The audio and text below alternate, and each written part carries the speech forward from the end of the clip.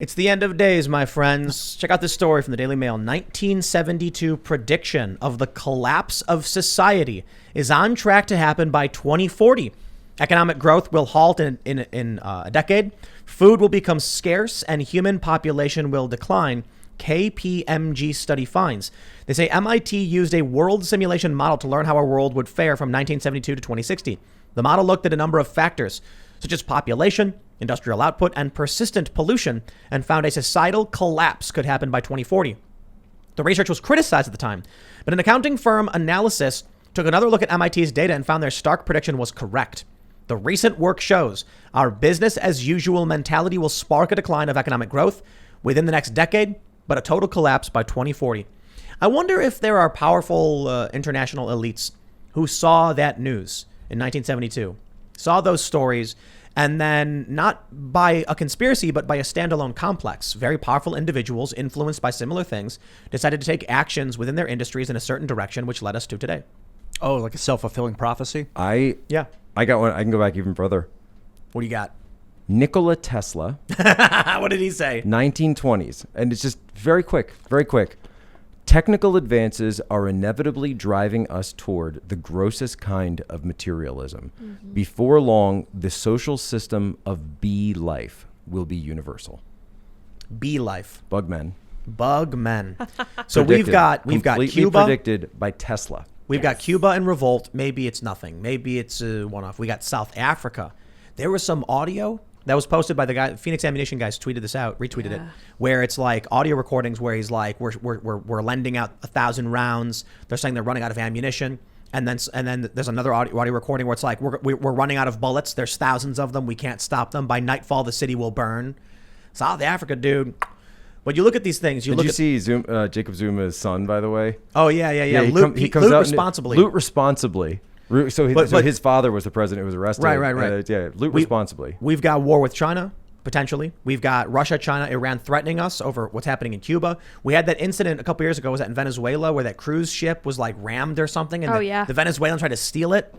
You get this MIT report, and we're sitting here talking about civil war and Thucydides' trap and the fourth turning, and now we can add another predictor to that mix. You know, humans blowing each other up is one problem, and I don't want to derail this because this is a good conversation, but what I fear is what happened in Texas when it froze over and the wind turbines stopped working, the electric grid shut down, the centralized electric grid failed, California people started too. Freezing to death, wildfires that burn people alive because they can't get out, asteroid impacts, collisions, floods. We have a centralized electric grid that cannot handle these things. People without electricity, I've never seen that in my life, and I don't want to. But that's what I'm afraid of. This stuff, blowing each other up, this has been a threat since the dawn of man. This 2040 study isn't saying we're going to blow up. It's going to say society is going to collapse. Jeez. Yeah. Well, what is society? How are they defining That's that? why one of the first things I ever did when I got a smartphone was I downloaded a survival guide. Yeah, I did too. I have one on my phone. Yeah, because it's just a smart thing to do. People go camping sometimes. Yeah, if you have a smartphone, get one. I'm like, I might go camping and need to know how to start a fire or, watch out for poison ivy or something. But hey, in the event that you get lost in the woods, you're going to love that you got a little bit of that battery left. You turn the brightness way down and start looking like, what do I do? How do I find my way out? You know what's really interesting? One of the biggest mistakes people make when they get lost somewhere is they leave their car. You know why that's the stupidest thing you can do? When the helicopter's flying over, like, there's a car, and they go down. Like a million reasons. Yeah. That's the worst thing you could do. They go down, they find the car, and the person's gone. Or double back to it. I mean, that would be... Just stay in the car. If you're trying to find I something. guess stay still if you I'm not going to give you lost. advice. I'm going to say just take care of yourself, be responsible. Yeah, you look at what happened in Texas. There's things like that happen, but here's the crazy part. Our cities have gotten so big. What happens when the power goes out for a long enough period of time that order breaks down? I mean, you look at what happened in South Africa with all of the stores being looted, the warehouses being looted. When people are like, hey, guess what? Law's off, the purge happens. Well, and not only that, but it's not just order, it's when made to order, right? It's when on demand breaks down, right? It's when I can't get my Disney Plus, I can't get my streaming, I can't get this, I can't get my Uber Eats, I can't get all of these different things where stuff is just delivered to me by my gig slaves. That when that breaks down and suddenly I have to, I know people who don't even shop anymore. It's easily exemplified by the Treehouse of Horror with The Simpsons, where it was a play on The Shining, and Homer was trying to, he had no TV. So he became murderous and started rampaging around trying to kill his family, the Simpson family. And then finally, No they're beer, out. no TV, make Homer something. And then they're outside, and then Homer is like, "Come sit with me by the warmth of the TV," and he finally has a little TV, and then they're sitting there, and the TV power dies, and they're frozen, and then Homer says, "Urge to rise," or "Urge to kill rising," Yeah. "Urge to kill rising." That's basically what it is you're referring to. The crazy thing about this is, it used to be that if you wanted a cheeseburger, you had to wait for it. You had to go buy the ingredients, you had to go make it yourself. Then we're in the diner era. And then McDonald's is like, we're going to invent a way where you can walk up and get that burger real quick. And people were like, whoa. Now people are so spoiled. They go to a restaurant, they wait 5 minutes, they freak out. Where's my food? They start throwing stuff at the counter. Yeah, if we go back to the era where it's like you got to wait a month to get tomatoes because you're growing them. This is having my my wife and then her parents live with us and they're from Eastern Europe, right? They don't have that. They don't have that at all because they don't have. Maybe some of like the big cities in Eastern Europe they have that, but for them it's, hey, I went out in the morning, I bought some fresh stuff, and now I'm going to cook it. I'm going to spend the day, washing it and cooking it, preparing the dinner and getting it done. And that's. I mean, they don't. I joke about this, but they won't even use the dishwasher. Why would I use that? I can just wash it by hand, right? Well, to be honest, dishwashers don't work. Yeah, they don't. You end up having to wash it anyway. Right. But I mean, they wouldn't even consider to putting it in the dishwasher, right? And it's really is. And sometimes we do have this kind of culture clash. They're not big on air conditioning. Yeah, and they're just super like.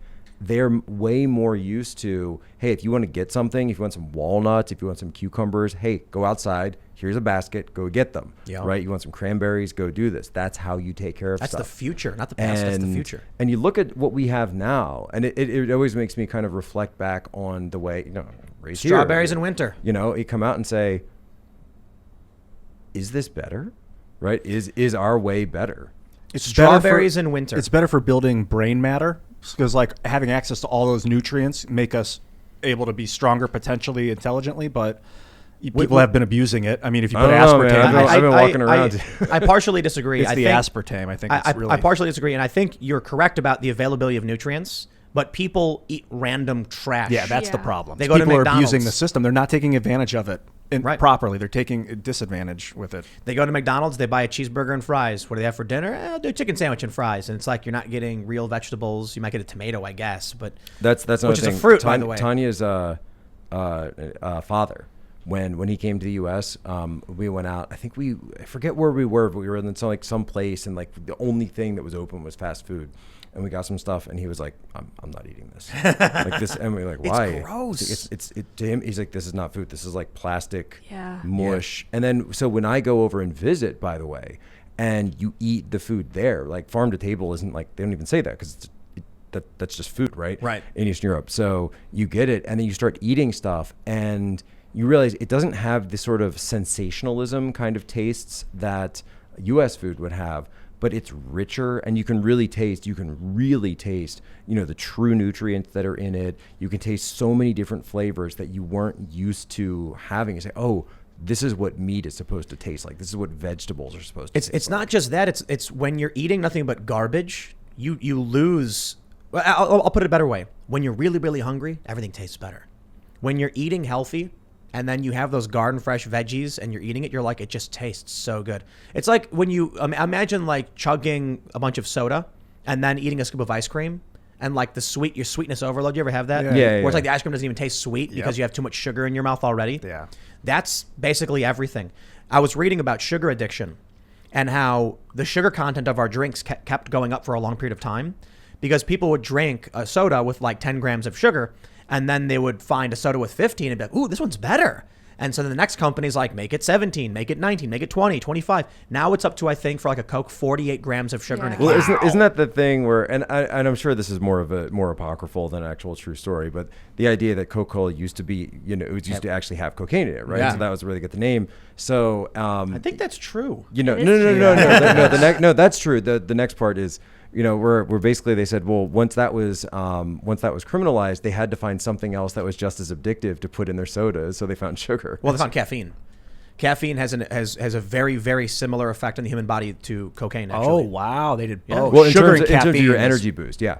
Oh yeah. Well, I mean, caffeine causes euphoria. It stimulates the brain in a very, very similar way.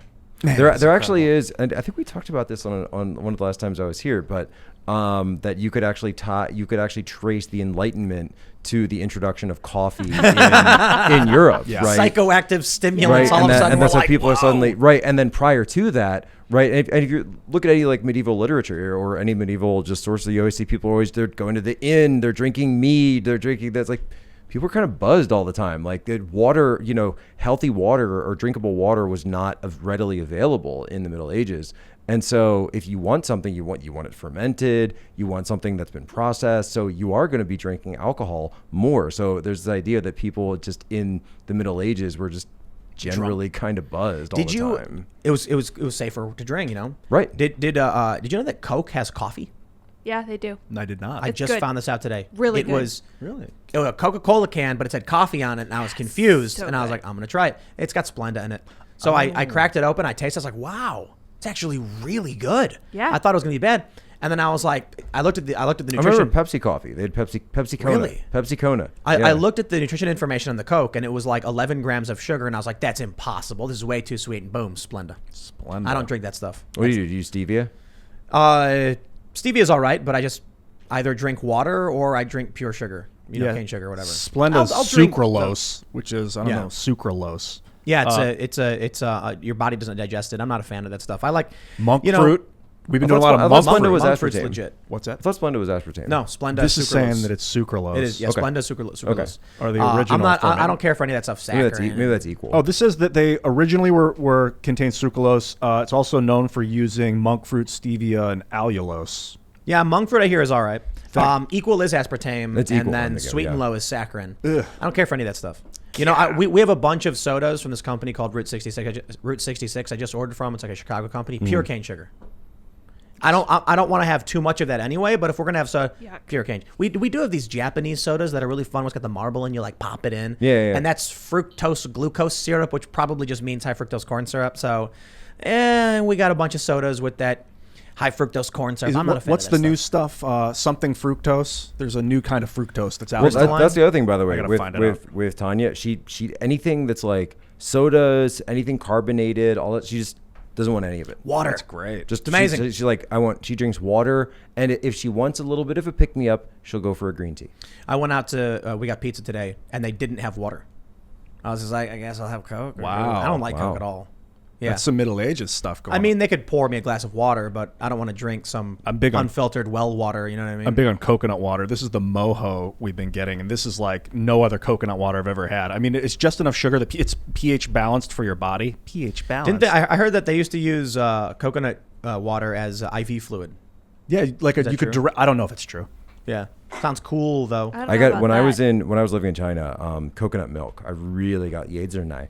I was like anywhere I could get it, and it's big over there. It's actually pretty big. I was drinking coconut milk like crazy. There was actually this Taiwanese brand that I just got really into.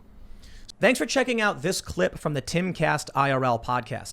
If you want to see the full show, come back to this channel, youtube.com/TimcastIRL, Monday through Friday at 8 p.m., where you can leave comments and super chat, and we actually will read your comments on the show. Don't forget to like, share, subscribe, and if you want exclusive members-only content, segments you can't get anywhere else, go to timcast.com, become a member, and we even have full bonus episodes. Thanks for hanging out, and we'll see you all next time.